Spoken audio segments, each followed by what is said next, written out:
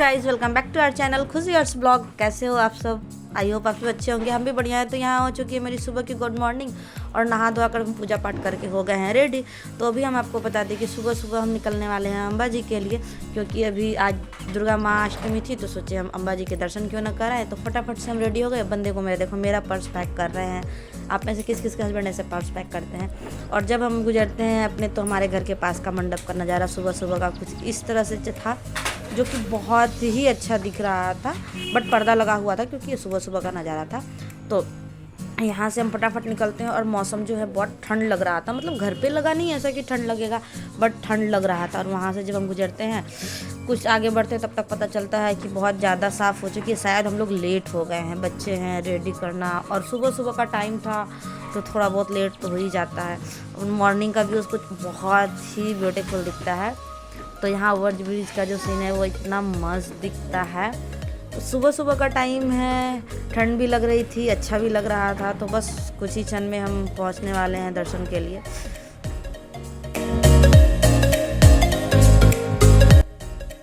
So finally हम लोग अंबिका निकेतन के द्वार पर पहुंच चुके हैं। और एंट्री करते ही हमें दिखते कि मतलब बहुत सारे लोग जैसे पूजा करके दर्शन करके निकल रहे हो। तो हमें लगा हम बहुत ज़्यादा ही लेट हो चुके हैं, करीब 7 बजने वाले हो गए थे।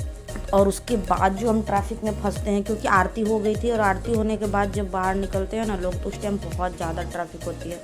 और देखो ट्रैफिक में किस तरह से हम फंसे हुए हैं, और बच्चे भी सो गए हैं क्योंकि वो लोग सुबह सुबह उठे थे। और जैसे हम आगे बढ़ते हैं तो आरती तो मतलब पूरी हो गई थी, शायद एक आरती पूरी हो गई थी। उसके बाद 7 बजे के बाद एक दूसरी आरती होती है, शायद हम लोग वो आरती को अटेंड कर पाएँ। तो सुबह सुबह का नज़ारा जो था ना वो बहुत ही अच्छा था। और सुबह अगर आप मंदिर जाओ ना तो मन को एकदम एक अलग ही शांति सुकून सा मिलता है।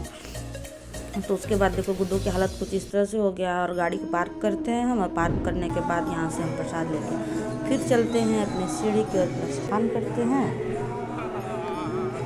और जैसे ही हम ऊपर आते हैं देखते हैं आरती तो चालू है। भीड़ इतनी ज़्यादा थी कि मत बस पूछो ही मत। और बंदे जो थे गुड्डू को हाथ में लिए बस एकदम थक से चुके थे। और लाइन में लगे हमारी तो हालत हो गई थी ख़राब। पर कोई नहीं, जब दर्शन करना है तो थोड़े बहुत कष्ट तो, और वैसे भी ये आस्था की बात है। तो लाइन में लगे बहुत लंबी भीड़ थी, बहुत। हमें तो लगा था आरती शायद हम मिस कर देंगे, बट हम एंड टाइम में पहुँचे जब आरती बस स्टार्ट ही हो रही थी। और बंदे बच्चे देखो वो लोग भी मतलब लाइन में लगे थे। बाहर का नज़ारा तो ऐसा लग रहा था बहुत ज़्यादा मतलब ठंड है। और अंदर आने के बाद जो इतनी पब्लिक भीड़ थी, इतनी गर्मी कि मतलब कूलर पंखे चल रहे थे गर्मी के कारण से बस।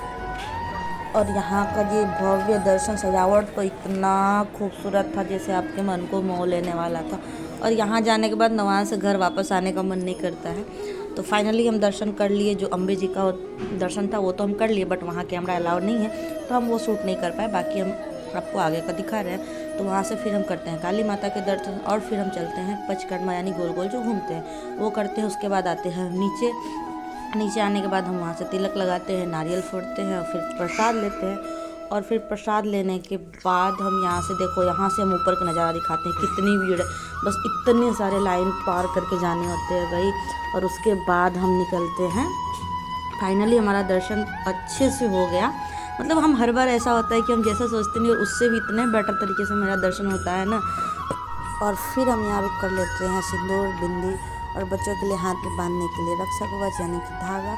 और फिर इतना सारा लेने के बाद बंदे यहाँ पे कुछ रील्स शूट कर लेते हैं। और उसके बाद हम निकलते हैं घर की तरफ।